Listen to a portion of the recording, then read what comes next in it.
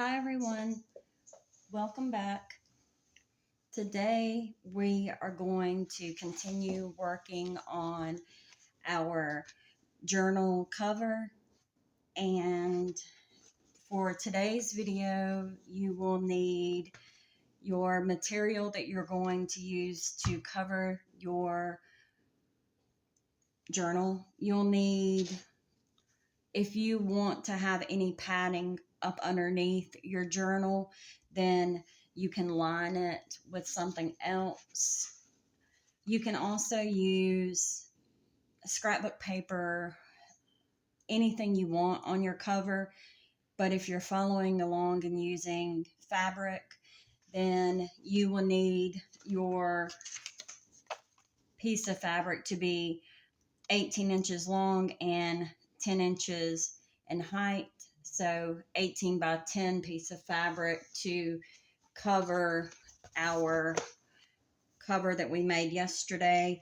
This is what I'm going to be using to cover my journal, and I'm actually going to be using the same, well, I want it to have a little bit of padding, and also I don't want any of the box to show through the material. So I'm actually going to use this felt material and use it to cover it as well. You will just cut it to the same size as your journal cover, and I am going to attach this with glue and the sewing machine. I'm just going to use a little bit of glue to keep it in place. So let's get started. And like I said, I'm just going to tack this down. That way it doesn't move around a lot. And I'm not going to use a lot of glue because in areas where I think that my sewing machine may end up going over it, I don't want my sewing machine getting glue in the needle, and all that would be really, really bad. I'm also going to put some glue on the closure ribbons. That way they're secured as well. And I had to cut 2 pieces of felt. I wanted to use felt because it's padded, and I want it to have a little bit of a cushy type, quilted type texture almost underneath my journal. So that's why I chose to add the felt, and it hides the design of the cereal box up underneath it as well.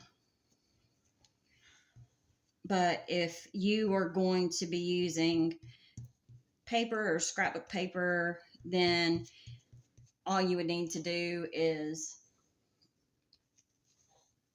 attach it. I actually am, well, I was going to leave the section for the spine and cut it out, but I've decided that I'm going to actually put this over the edge as well. And this just depends on if you want your signature thread showing on your spine or not. Because some people go back and add the material after. I'm going to add this padding. I think I'm going to leave it open, and then I'll go back and cover my signature. I haven't decided on the spine yet. So, and that's a lot of way junk journaling is. It's just you decide a lot of things as you're going. You don't have to have a set exact plan when you are junk journaling. It's very forgiving, very adaptable. And if something messes up, then it can always be fixed or worked into the design somehow. So, like I said, I'm just going to add this glue here, and then I am going to grab the sewing machine and put it up here, and I'll show you guys how I'm going to attach the cover in just a moment. I'm going to go and I'll sew the edges with the sewing machine before I add my cover. It'll be sewn twice essentially. And you'll need a pretty durable needle on your sewing machine. And like I've recommended before, I would use a separate sewing machine if possible when you found at a yard sale, thrift store, somewhere for your junk journal projects, and not use your good sewing machine on paper and thick items, because they're not made to, they're very durable, but they're not made for this on a daily basis. So that's why I always recommend having a machine that you have thrifted or somebody is giving you and you don't mind having to repair it, but I haven't ran into any problems with mine. Like I said, I have two separate. I have one for junk journaling and one for sewing.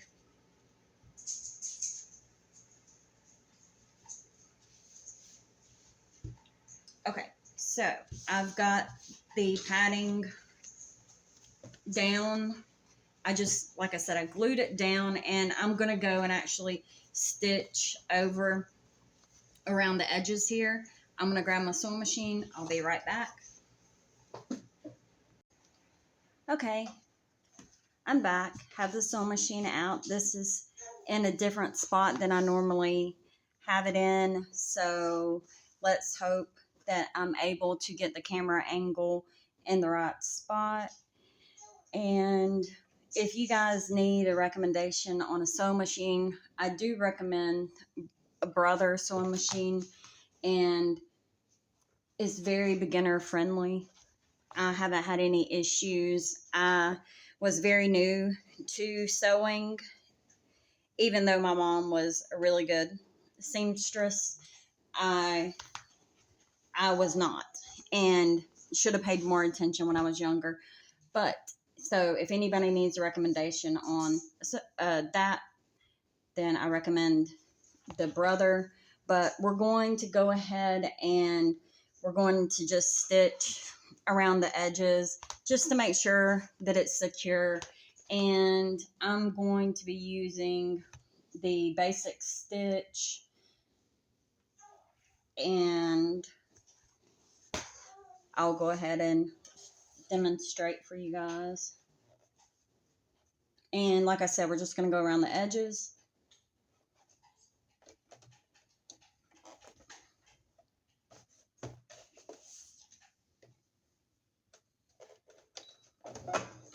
And I'm back stitching.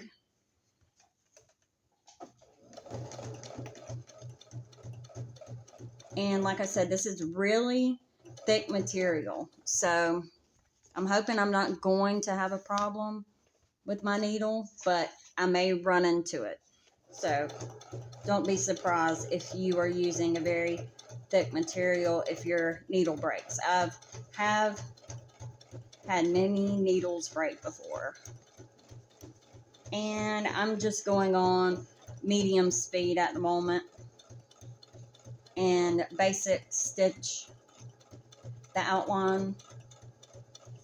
And we're going to cover the inside up, so it doesn't matter that the stitches, you'll need to lift your presser foot to take the corners. So you lift your presser foot up, then you reposition it, you lower your presser foot back down, and then you're going to stitch along the bottom. And I'm trying to get as close to the edge as possible without going out of range of the edge. But this is going to be covered as well. This is just I'm using it as padding for the junk journal to give it a little bit more sturdiness, bulk, and it will actually give a little bit of padding. And I kind of like the quilted feel of journals when you're holding them in your hand. I really like a big chunky journal.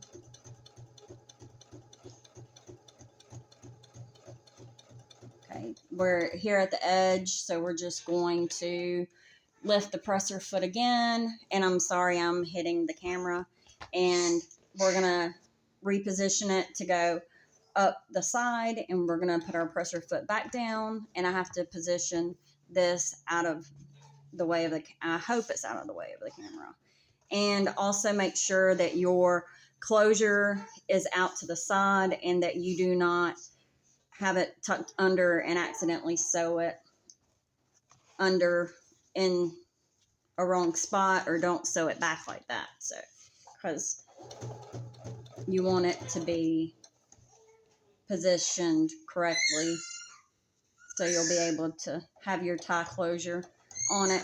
And a lot of people, they have different methods for closures. They use buttons, they use clasp, you name it. You don't even have to have a closure. I enjoy a closure because, like I said, I like having a thick journal, so I like being able to close it. Okay, I'm here at the end of that side, and again, you'll lift your presser foot up, reposition it. I was able to reposition it without, and then you're going to go along the bottom, and then we will be finished attaching this section, and then we will work on the actual attaching the actual cover.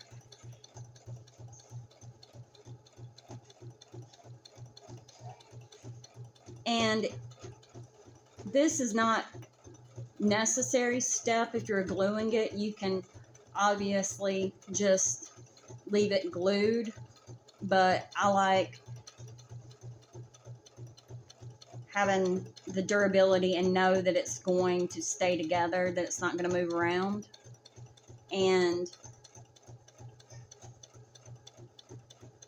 I don't plan on keeping this journal personally, so I want to make sure that it's very high quality. And so you get to the end, you are going to want to back stitch and lift your presser foot and trim your thread. So we'll just trim our edges here, and we have it stitched along the edges there. And I did not stitch it here because that wasn't necessary to stitch in that area, but this is just the lining of the front cover. So, okay, I'm back. I had to move the sewing machine over out of the way again, and I'm sorry I didn't mention this at the beginning of the video, but if you want to add lace trim on the edges of your journal, I have an example here. Then you will want to add that before you add your cover. And so that's the process I'm going to do now. You can also add it after, which I'm going to add some after as well. But for this part of the journal that I'm going to be adding it in between the cover and my binding. So I'm going to show you guys how I'm going to do that. But I wanted to show you it's going to be trim similar to this kind of trim.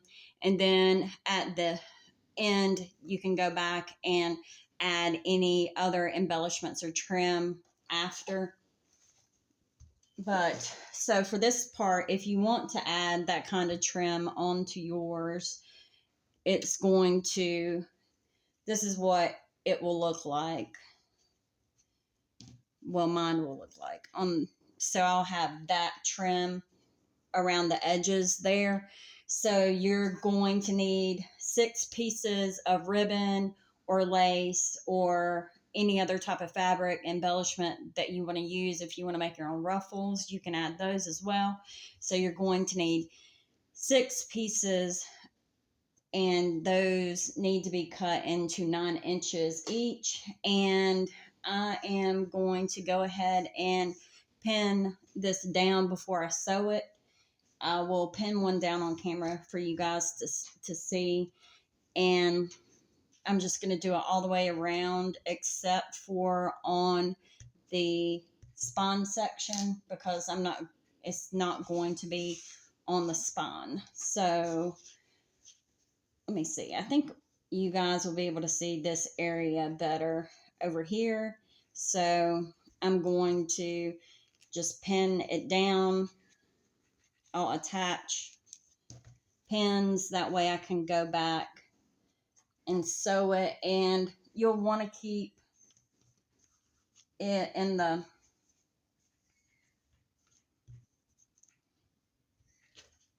same level all the way around your journal. That way you don't have different pieces of, or different lengths of trim hanging from your journal. So this is a more complicated process. That's why it's optional, but I'm going to go ahead and show you guys how to do it because I'm doing it on this journal. So, but it's super simple. If you don't want to add the trim at the beginning, you can always go back and just use trim on the edges after. You can embellish it after. So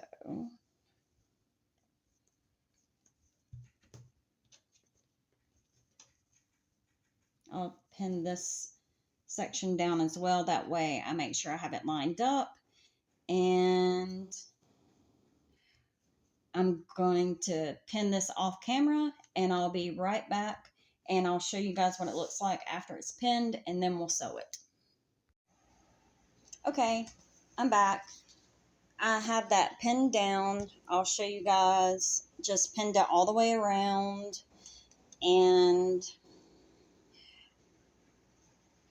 I'm going to now go ahead and sew this down. This is the tricky part. I still have issues when I try to attach lace, and I'm sorry I bumped the camera because this is in an awkward position. I would not normally sew here, but since I'm filming it and want to show you guys, so I'm trying to make it work.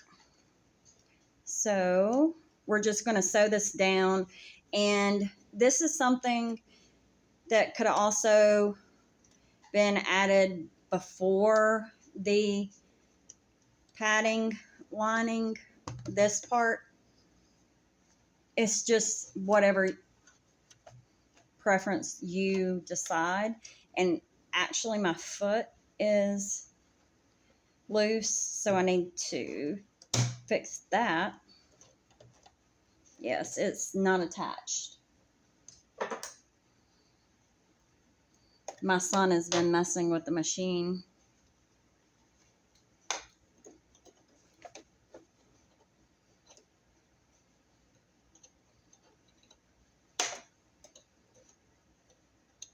And I don't have my, let's see if, nope, it's still not attached. Okay, I will be right back.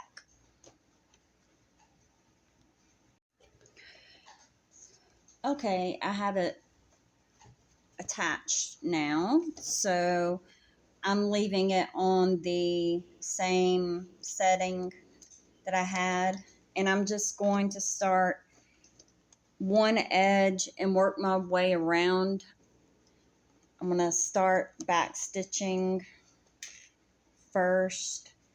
I'm moving that over because I'm going to attach that when I sew this bottom edge. I'm just going to sew up the side, and then I will be removing my pins as I go along.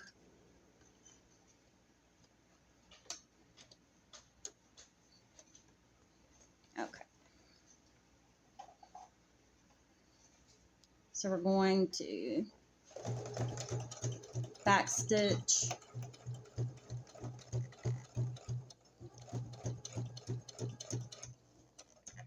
Can go ahead and remove this pin.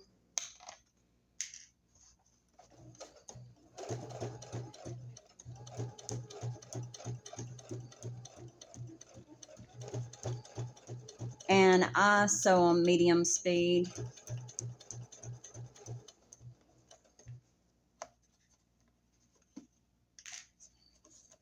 That's just easier for me. It's the speed I'm comfortable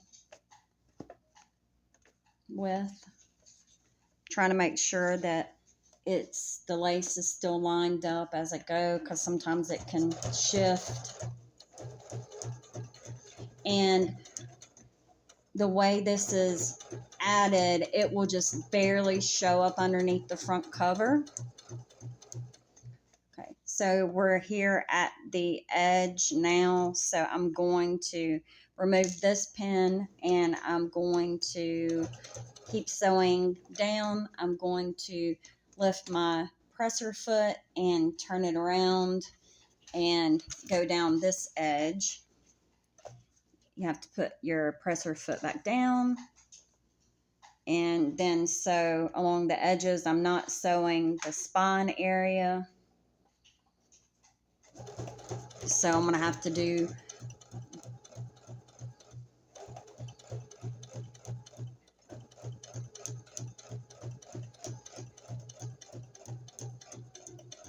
that in individual sections. So I'll just back stitch at the end here.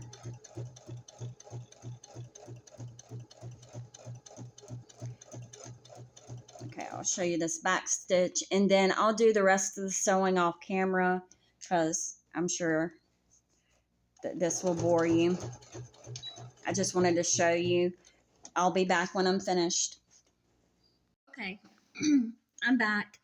I finished sewing the lace trim on. As you can see, I just attached it to the cover.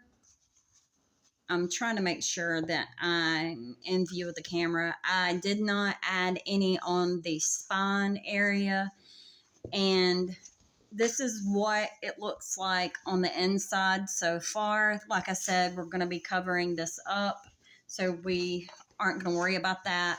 And like I said, we just stitched it. You can glue it as well. Now